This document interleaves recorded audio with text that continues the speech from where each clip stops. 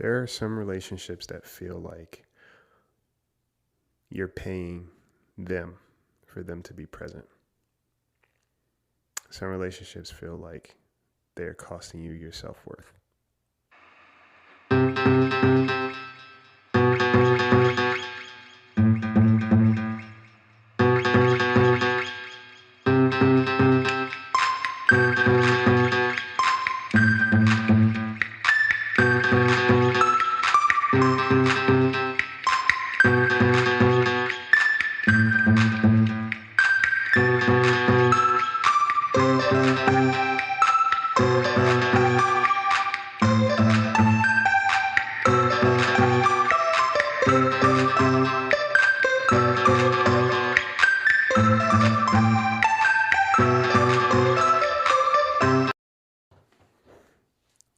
Guys, happy June.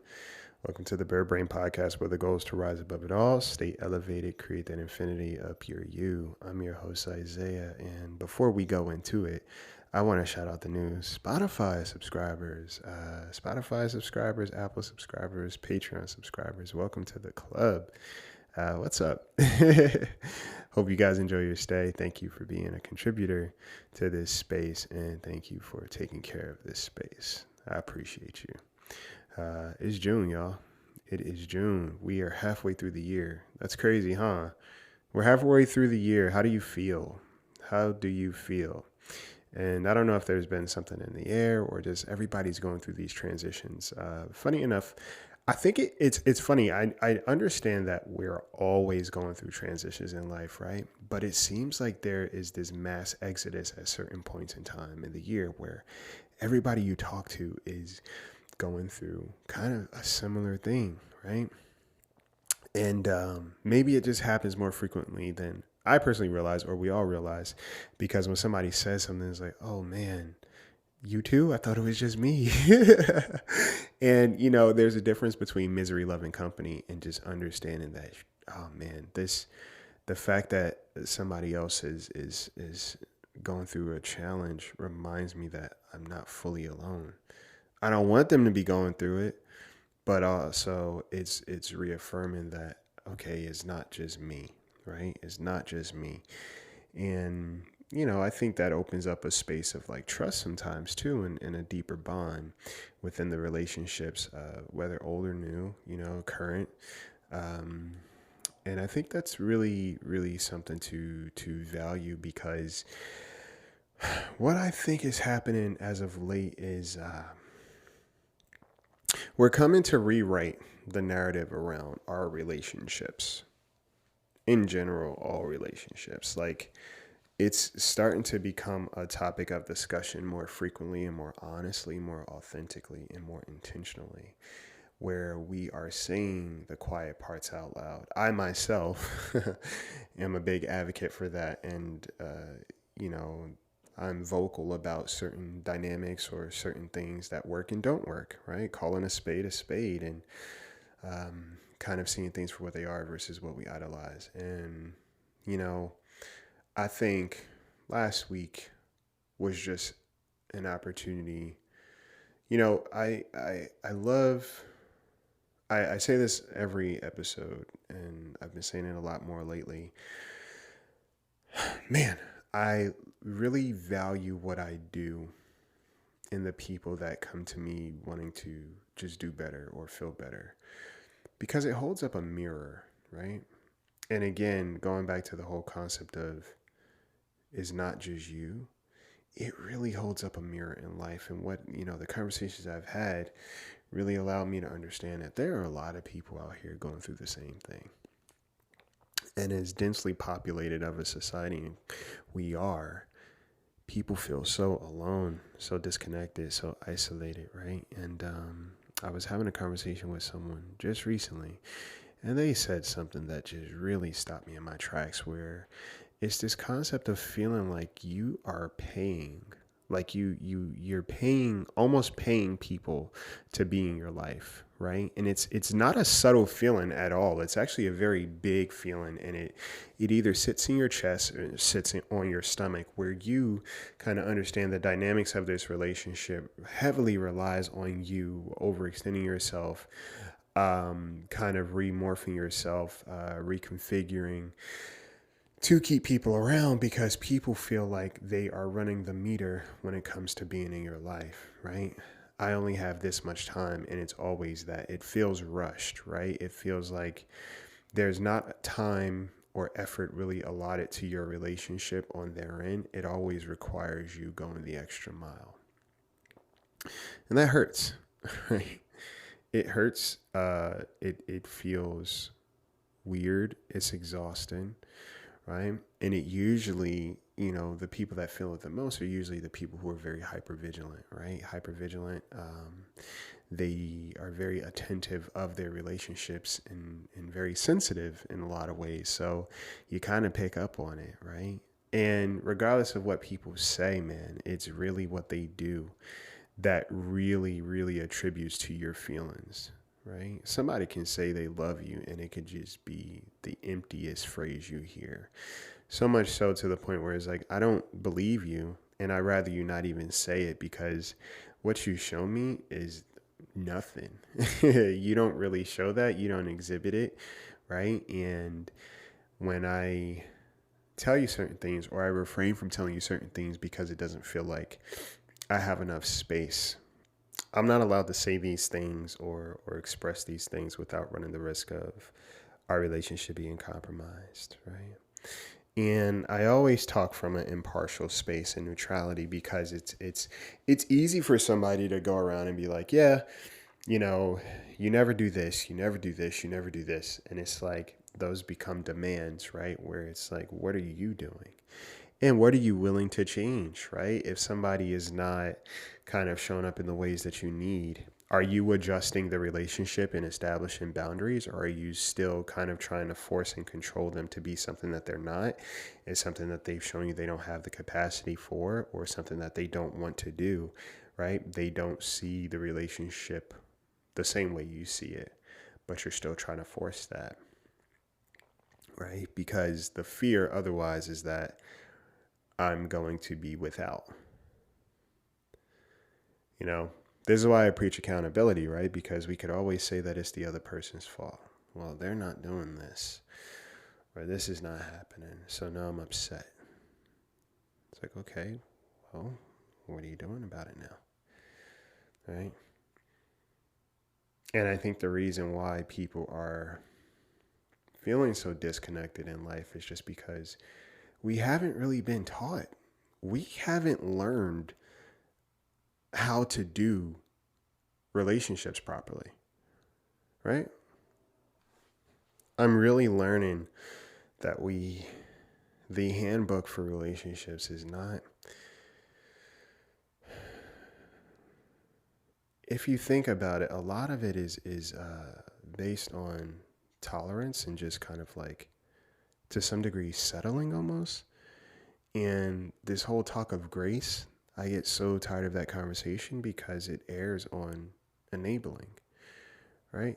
How much grace are you going to give a person to keep taking you for granted? What does that look like?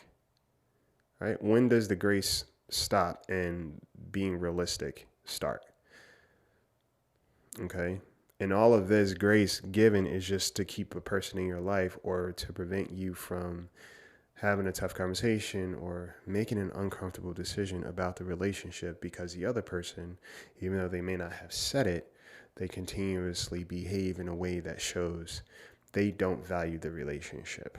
They kind of want out. Quiet quitting, right? We do that in our relationships too. It's like there's this element of neglect or carelessness or aloofness, or just being flippant, negligent when it comes to the things that we don't really care to have in our lives anymore. And we don't want to say it out loud because nobody wants to be seen as a bad person, or no one wants to deal with somebody else's hurt feelings, right? Sometimes we say, well, yeah, I don't want to do that because it's going to make them feel bad. No, it's going to make you feel uncomfortable. That's what it is. It's going to make you feel uncomfortable, right? Yeah, it could potentially make the other person sad, but it could also potentially not. They cannot care. So you're kind of thinking about yourself in those spaces, correct? Um, it's so and sorry if I'm jumping around, but like, my mind has just been chewing on this for a while, right? Um,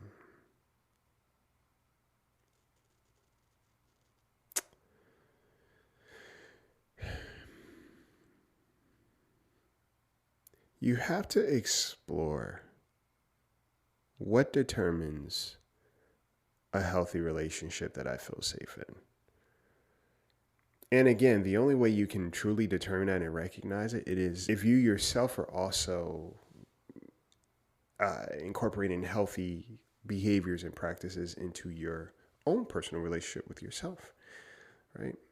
I think it's very easy for us to treat people with love and kindness, right? In the grand scheme, right? We could treat somebody like the best thing in the world, tell them how much they mean, how important they are, go out of our way to prove that. And then when it comes to ourselves, we kind of, it doesn't happen, right? We believe words of affirmation don't mean anything yet, and still we'll tell somebody else how much they mean to us. It's like, why does it work for them and not you, right? It's important to just recognize and understand, how do I define relationships? What am I afraid to express? Because again, I run the risk, you know,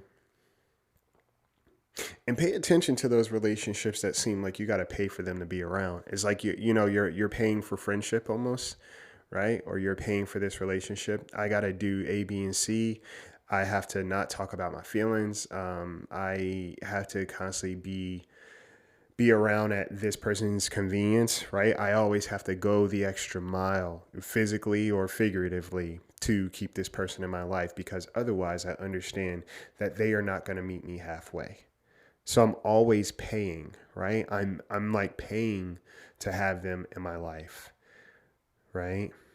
I watched a movie. It was a horror movie, but funny enough, there was this one scene where, and I don't know why this is a thing, and maybe this is just how high school kids are, but there's always the stereotype of like, you know, the friends only want to hang out with you if you have drugs or some alcohol, or you got a cool pad, and it's like, oh yeah, now we could be friends now, until that thing runs out. And I see adults do it too. It becomes, it's just a very transactional kind of space, right? Where you feel like, I have to always offer something up to you in order for you to be in my life, right? I'm always on borrowed time with you, right? Because you don't make time for me. You don't make space for me. So I always got to do this dance of, what can I offer you? It's kind of like, treating people almost like deities. I have to offer you a sacrifice of some sort in order for you to be present, right? I always have to do something, right? And we talk about currency, right? Although relationships are not transactional, there is a level of currency involved. Your emotional currency, your mental currency, right? Even your physical currency. How much are you expending to keep somebody around? Because I can honestly tell you, y'all, anyone who makes you feel like you have to pay them in some way, shape, or form to keep them in your life is not worth the cost. Is not worth the cost. And yes, it will feel uncomfortable when you recognize that, right? When you finally take a step back, and this is something that I continuously do. I don't do it as much anymore, just because I've come to understand, acceptance, right? Radical acceptance. If I feel a certain way about a situation or a person, it's a reason for it. I've noticed a pattern, right? I noticed a pattern behavior, or I noticed a shift, okay? And I may not know exactly what the causation of that shift is. I can communicate, hey, this is how I feel, whatever. But again, going back to communication doesn't work if there isn't a level of conviction and comprehension involved in both parties, right? The willingness to understand. If that's not there, me communicating doesn't mean anything, because the person could be like, oh yeah, everything's cool. No, I just got this going on, or whatever. And they continue to do the same thing. So while you are communicating one thing, you are also communicating to me something completely different, right? And when I start to recognize and listen to the different communication. I can now understand what's happening, right? And that's how you kind of learn to trust your intuition and build that whole process up, like leaning into your intuition and being more in tune with yourself, aka being more self-aware, is when you don't reject those pings that come up because it's information, right? There's a difference between paranoia, right, and kind of having this self-limiting belief, and that too can get in the way.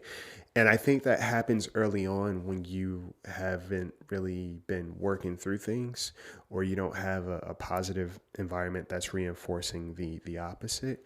You will kind of be very sensitive to everything, so much so that sometimes you push people away who are looking to stay. But then there are other times as you progress and as you understand what relationships feel like, you understand yourself a little bit more, you become very in tune with how people behave. You become very in tune with how you behave. Okay. And a lot of times the thing is, we don't want to feel the feeling of that fear that this person doesn't value me, or this person's going to leave, right? Or this person's not here. They don't want to be here, right? We have a hard time sitting with that feeling. It's just a feeling, but it is a very uncomfortable feeling. So it's understandable. But if you sit with that and you just accept, hey, you know what? This is how I feel. I don't feel like I matter. Yes, they said certain things, but you know what? They continuously show me something else, and it hurts me. It scares me a little bit because this might be the reveal that this relationship doesn't really work for either party, right? What do I do now? And what do I do now isn't coming from a place of helplessness. What do I do now comes from a place of action and accountability, right?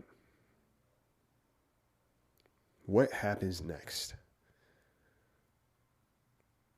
Because you're going to go broke and trying to keep somebody in your life who doesn't want to be there, right? And so broke that when you show up into your new relationships, you're fragmented, right? You're all these bits and pieces. You don't even have the emotional wealth of yourself, the mental wealth of yourself, right? To show up in a relationship and understand that, hey, I matter too. A friend of mine said that to me last week. You know, we were having a conversation. A friend of mine said that to me last week while we were talking. She was like, hey, guess what? You matter too. And just to hear that, you know, sometimes we're doing so much, and to just hear that and remember that, hey, I matter too, right? Sometimes you worry that, okay, me having a feeling is gonna run this person off. I shouldn't have this feeling, so you downplay, right? You condense and minimize yourself more and more in order to keep somebody around. And it gets to the point where you don't even know when they're going to come around. You just want to always make sure that you're available for them when they decide to be present. And it's never usually for you, right? It's for them.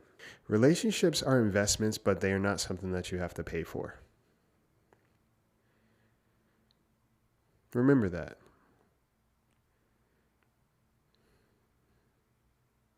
And I also want you to understand, some people may not want the relationship. They may not want the love that you have to offer. And that's something you have to be okay with too. It doesn't mean that you are not desirable or wanted. It just means that they don't want it. And them not wanting it could be their own stuff, right? Their own fear of rejection, their own construct of what, you know, healthy relationships look like.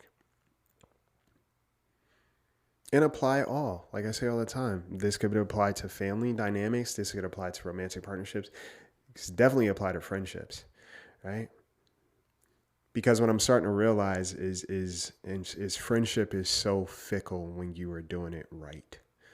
I don't want to say it's fickle. The ability to find solid relationships that aren't just based off of how long you've known a person, right? Aren't just based on the what can this person do for me or how convenient it is. Like solid relationships that kind of transcend all the superficial levels are very rare. Very rare. And we only understand that for ourselves. That's our own journey.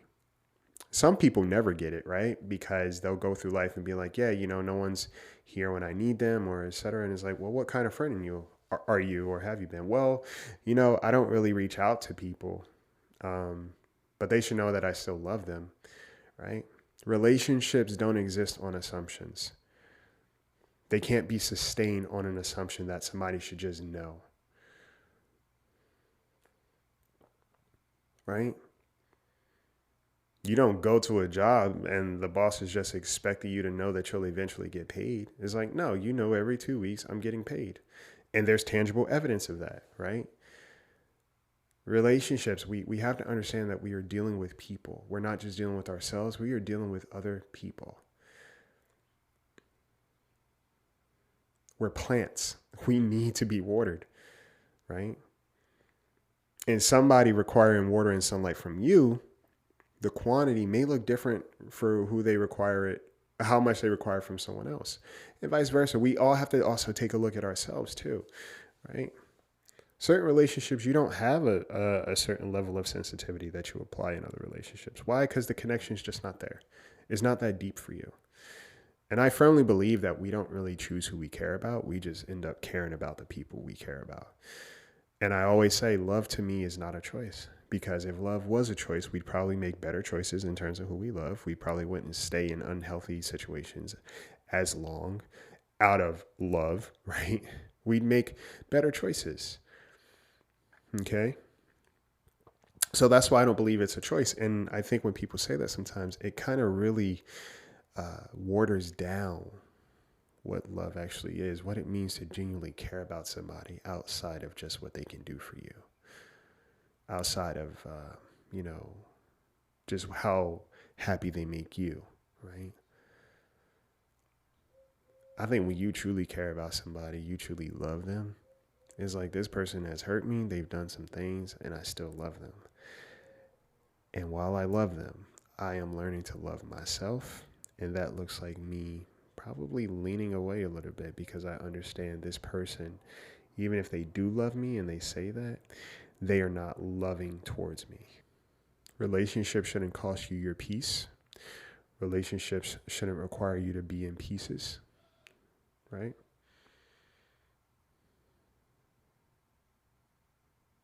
Your relationship should show up to make you whole, to put the pieces back together, to help build a stronger foundation. That's the goal, right?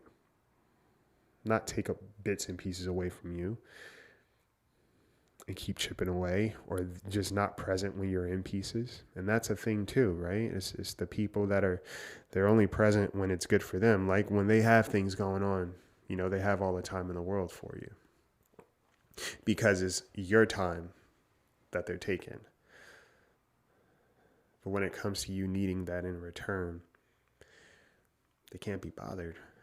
And it's a consistent thing.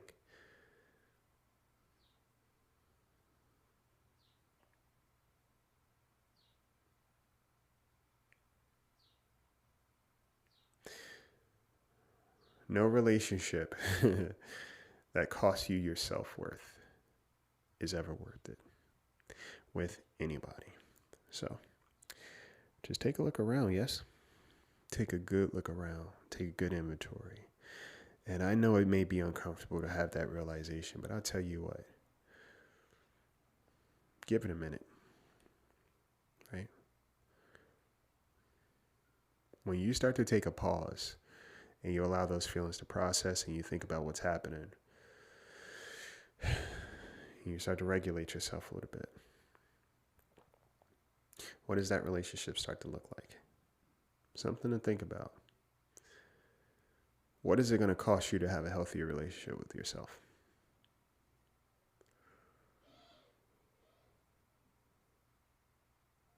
All right.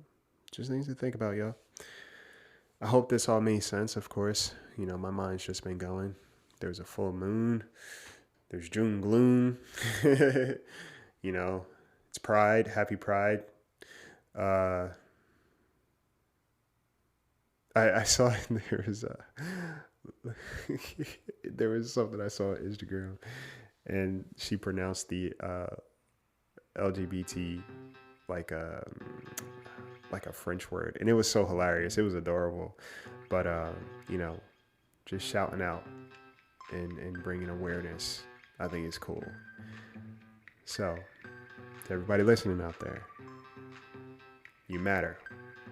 Yes, and just take it a day at a time. All right. Coaching is available if you want to sign up and book a session. You could get the coloring book.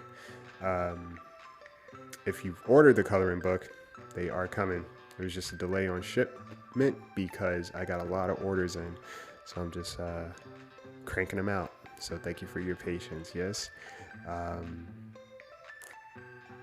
Yeah, and I want to take my time signing them and getting them out to you guys. So, yeah, with that being said, take care of yourselves.